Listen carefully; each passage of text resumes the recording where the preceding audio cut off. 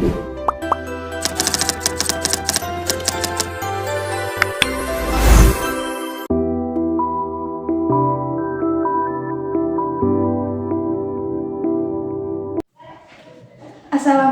warahmatullahi wabarakatuh. Salam sejahtera buat kita semua. Baiklah, di sini saya Noviti Rahayu sebagai perwakilan kelompok akan memaparkan materi mengenai keterampilan menjelaskan. Baiklah, langsung saja pada materi.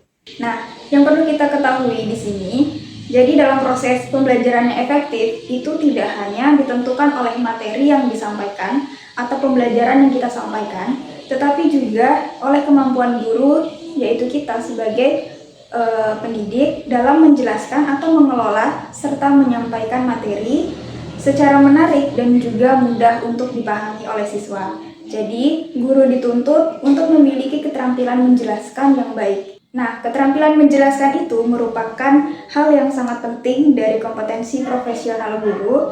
Dengan keterampilan yang tepat, guru dapat menciptakan suasana belajar yang kondusif, serta mendorong partisipasi aktif siswa, serta menyesuaikan pembelajaran dengan karakteristik yang siswa butuhkan. Nah, untuk berikutnya, saya akan menjelaskan mengenai pengertian dari keterampilan menjelaskan, di mana keterampilan menjelaskan adalah kemampuan guru dalam menyampaikan sebuah informasi, konsep, atau materi pembelajaran secara jelas, sistematis, dan juga mudah dipahami oleh peserta didik. Dan penjelasan yang baik tidak hanya menyampaikan informasi, tetapi juga melibatkan siswa secara aktif, menggunakan bahasa yang bisa atau mudah dipahami oleh siswa, serta didukung oleh contoh seperti ilustrasi atau media agar lebih mudah untuk dipahami. Lebih lanjut, Pinge tahun 2020 menyatakan bahwa menjelaskan memiliki arti yang sama seperti komunikasi, sehingga melalui keterampilan guru dalam menjelaskan diharapkan itu siswa dapat mengerti penjelasan dari guru sejelas-jelasnya. Baiklah, materi selanjutnya yaitu mengenai tujuan dari keterampilan menjelaskan. Nah, yang pertama itu adalah membantu siswa memahami konsep atau materi baru. Jadi, guru dapat memberikan dukungan ataupun bimbingan yang diperlukan agar mereka dapat memahami konsep atau informasi dengan lebih baik. Nah, dari proses ini melibatkan penggunaan metode pengajaran yang jelas dan juga terstruktur, seperti menjelaskan dengan bahasa yang sederhana, relevan, dan juga mengaitkan materi dengan pengalaman sehari-hari siswa.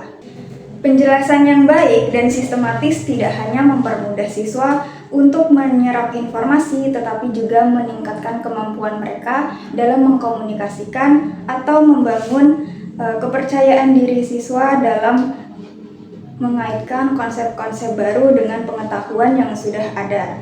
Jadi, siswa dapat mengerti materi secara lebih mudah, mendalam, dan juga akhirnya nanti meningkatkan kepercayaan diri serta motivasi siswa dalam belajar. Tujuan selanjutnya yaitu menghubungkan pengetahuan baru dengan pengetahuan yang sebelumnya agar siswa dapat membangun pemahaman yang lebih utuh dan bermakna. Nah, jadi dalam penjelasan kali ini menggunakan strategi pembelajaran yang penting untuk membantu siswa membangun pemahaman yang lebih utuh dan bermakna. Dengan mengaitkan informasi baru dengan apa yang sudah mereka ketahui, siswa dapat memberikan atau melihat relevansi dan juga hubungan antar konsep, sehingga memudahkan mereka dalam meningkatkan serta memahami materi pelajaran. Dalam proses ini juga memberikan dorongan kepada siswa untuk berpikir kritis, analis, dan juga solutif, karena mereka dituntut untuk mengintegrasikan atau mengaitkan berbagai informasi dan menciptakan jembatan antara ide-ide yang berbeda, sehingga pemahaman yang dihasilkan itu menjadi lebih mendalam dan juga aplikatif, yang tidak hanya bermanfaat untuk konteks akademis tetapi juga untuk kehidupan sehari-hari siswa. Tujuan selanjutnya yaitu menghindari kesalahpahaman dalam belajar. Nah, penjelasan yang jelas mencegah interpretasi yang keliru dari siswa. Artinya, dengan penjelasan yang tepat, itu akan membuat siswa tidak mengalami kekeliruan terhadap materi yang diajarkan. karena kesalahpahaman dapat muncul akibat penggunaan istilah yang ambigu, penjelasan yang tidak sistematis, atau kurangnya konteks yang memadai. Dengan menyajikan informasi secara terstruktur dan menggunakan contoh yang konkret, guru dapat membantu siswa memahami konsep dengan benar dan mengurangi kemungkinan terjadinya kebingungan. Hal ini penting untuk memastikan bahwa siswa itu dapat menguasai materi dengan baik, sehingga mereka dapat menerapkannya secara efektif dan situasi yang relevan. Jadi, dalam komunikasi yang jelas dan juga efektif menjadi kunci untuk menciptakan lingkungan belajar yang produktif serta mendukung pemahaman yang lebih akurat. Tujuan yang selanjutnya yaitu penjelasan yang menarik membuat siswa lebih fokus dan juga antusias. Jadi, penjelasan yang menarik berfungsi untuk meningkatkan fokus dan antusiasme siswa dalam proses pembelajaran. Ketika materi disampaikan dengan cara yang kreatif, seperti melalui cerita, visual yang menarik, atau interaksi yang melibatkan siswa, perhatian mereka akan lebih terjaga. Nah, metode pengajaran yang dinamis dan juga variatif dapat membangkitkan rasa ingin tahu dan minat siswa, sehingga mereka lebih termotivasi untuk terlibat aktif dalam proses pembelajaran. Dengan demikian, suasana belajar itu menjadi lebih menyenangkan dan juga menarik. Tidak hanya membuat siswa lebih fokus, tetapi juga mendorong mereka untuk mengeksplorasi dan memahami materi dengan lebih mendalam. Tujuan yang selanjutnya adalah membantu siswa memecahkan masalah atau menjawab pertanyaan. Nah, dalam hal ini, siswa dapat memecahkan masalah atau menjawab pertanyaan. Berarti, memberikan dukungan serta bimbingan yang diperlukan agar mereka dapat menemukan solusi secara mandiri.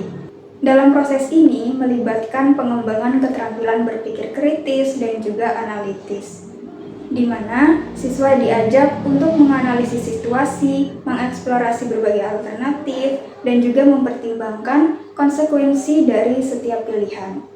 Dengan memberikan pertanyaan pemandu, contoh konkret, atau strategi pemecahan masalah, guru dapat membantu siswa memahami langkah-langkah yang diperlukan untuk mencapai jawaban yang tepat. Hal ini tidak hanya meningkatkan kemampuan siswa dalam menghadapi tantangan akademis, tetapi juga membekali mereka dengan keterampilan yang berguna dalam kehidupan sehari-hari. Baiklah, materi selanjutnya yaitu ciri-ciri dari keterampilan menjelaskan yang baik. Ciri-ciri yang pertama yaitu penjelasan yang jelas dan mudah dipahami. Nah, ini berarti informasi atau materi yang disampaikan ini menggunakan bahasa yang mudah dan dimengerti oleh siswa. Penjelasan ini biasanya menggunakan kata-kata yang sederhana, terstruktur dengan baik, dan tidak membingungkan. Jadi, setiap konsep atau ide yang dijelaskan secara langsung dan tanpa kerumitan, sehingga siswa dapat memahami dengan lebih cepat dan lebih mudah. Nah, adapun contoh penjelasan dengan cara bahasa yang sederhana atau lebih mudah untuk dipahami oleh siswa. Contohnya pada materi siklus air. Nah, guru bisa menggunakan bahasa-bahasa yang nantinya dimengerti oleh siswa. Contohnya pada materi siklus air. Jadi guru misalnya, baiklah anak-anak, kita hari ini akan belajar mengenai siklus air. Nah, apa itu siklus air? Bayangkan ketika kita memiliki sebuah gelas berisi air, lalu gelas itu kita taruh di bawah sinar matahari. Nah, air yang ada di dalam gelas akan mulai menguap atau berubah menjadi uap air. Ini disebut dengan penguapan. Nah, sekarang bayangkan ketika uap air itu naik ke langit, di sana uap air akan berkumpul dan menyatu menjadi awan. Ketika awan sudah penuh dengan air itu akan jatuh kembali ke bumi sebagai hujan. Itu disebut dengan presipitasi. Nah, setelah hujan, air akan mengalir ke sungai, danau, atau laut. Nah, dari sana, air akan kembali menguap lagi ketika terkena sinar matahari. Lalu, siklus ini akan terus berulang. Jadi, siklus air adalah perjalanan air dari bumi ke langit dan kembali lagi ke bumi. Nah, setelah menjelaskan materi pelajaran dengan bahasa-bahasa yang tentunya mudah dipahami oleh siswa, selanjutnya guru dapat memberikan kesempatan kepada siswa untuk bertanya mengenai materi yang sudah dijelaskan tadi. Kalimat tanyanya seperti contoh pertanyaannya adalah apakah ada yang ingin bertanya tentang siklus air ini? Seperti itu. Jadi dalam penjelasan ini, guru menggunakan bahasa yang sederhana dan mudah dipahami, serta memberikan contoh yang konkret untuk membantu siswa memahami konsep yang diajarkan. Selain itu, guru juga mengajak siswa untuk bertanya sehingga mereka dapat lebih terlibat dalam proses pembelajaran. Ciri-ciri selanjutnya yaitu terstruktur dan juga logis. Nah, terstruktur sendiri itu berarti informasi atau penjelasan disusun dengan lebih rapi dan juga teratur, mengikuti urutan yang jelas sehingga mudah untuk diikuti. Dalam konteks ini, setiap bagian penjelasan disampaikan dengan cara yang sistematis, dimulai dari hal yang paling dasar atau umum, lalu dilanjutkan dengan detail atau informasi yang lebih spesifik. Dengan begitu, siswa akan lebih mudah untuk memahami setiap langkah atau tahapan tanpa merasa kebingungan. Nah, selanjutnya sedangkan logis sendiri, itu berarti penjelasan atau argumen disusun dengan cara yang rasional dan masuk akal.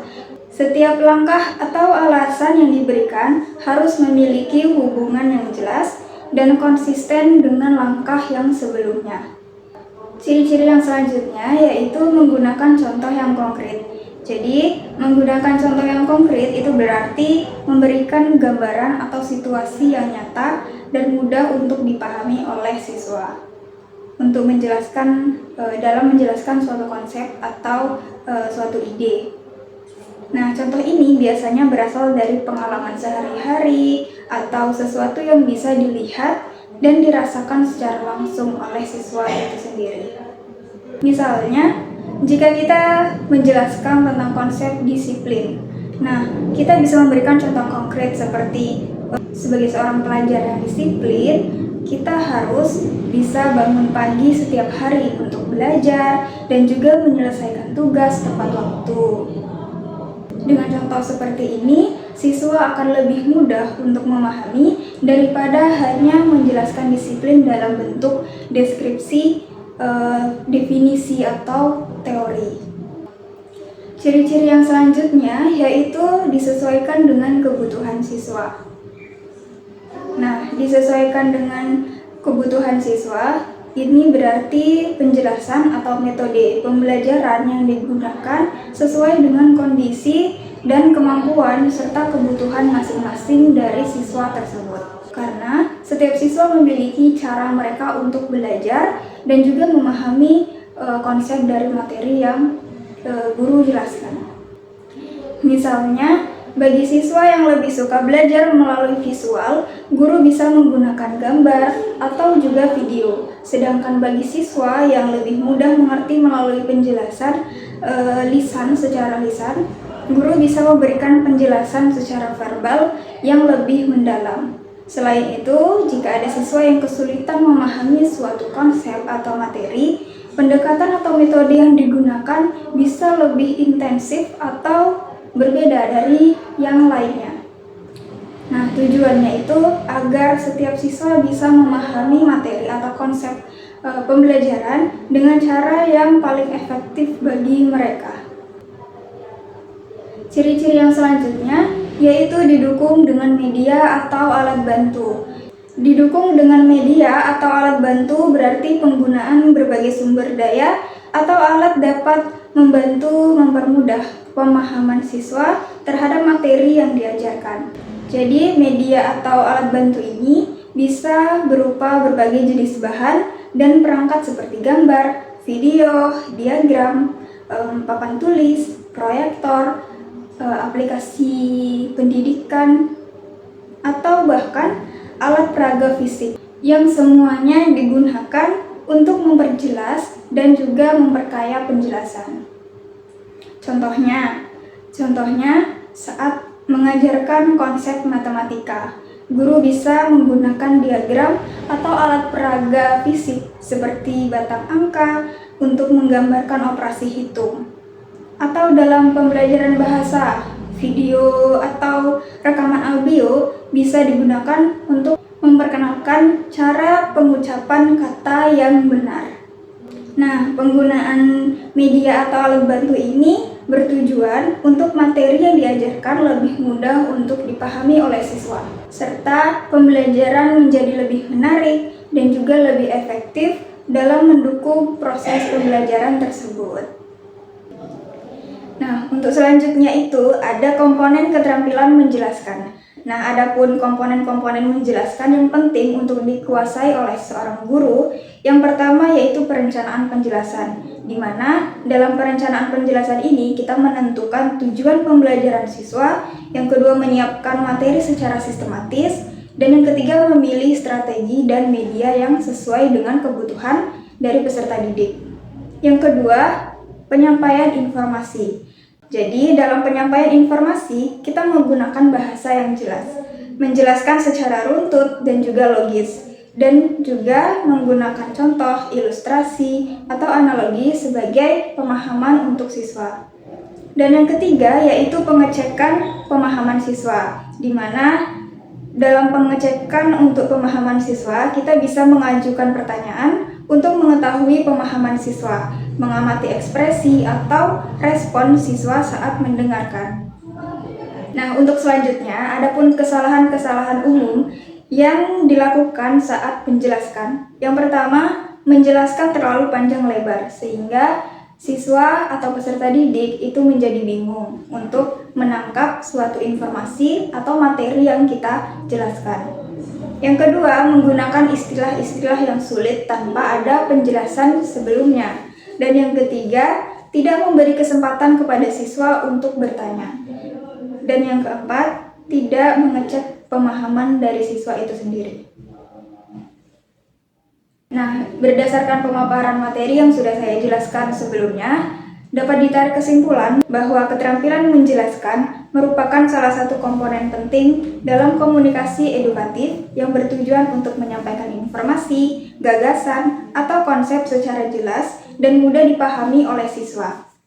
Dalam konteks pendidikan, keterampilan menjelaskan ini sangat penting dimiliki oleh pendidik karena menjadi kunci dalam membangun atau membantu siswa memahami materi pembelajaran secara menyeluruh.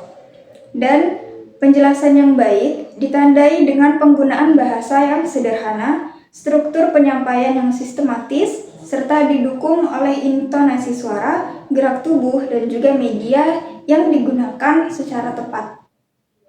Baiklah, sekian pemaparan materi mengenai keterampilan menjelaskan dari kelompok kami. Kurang dan lebihnya saya mohon maaf. Saya akhiri. Wassalamualaikum warahmatullahi wabarakatuh.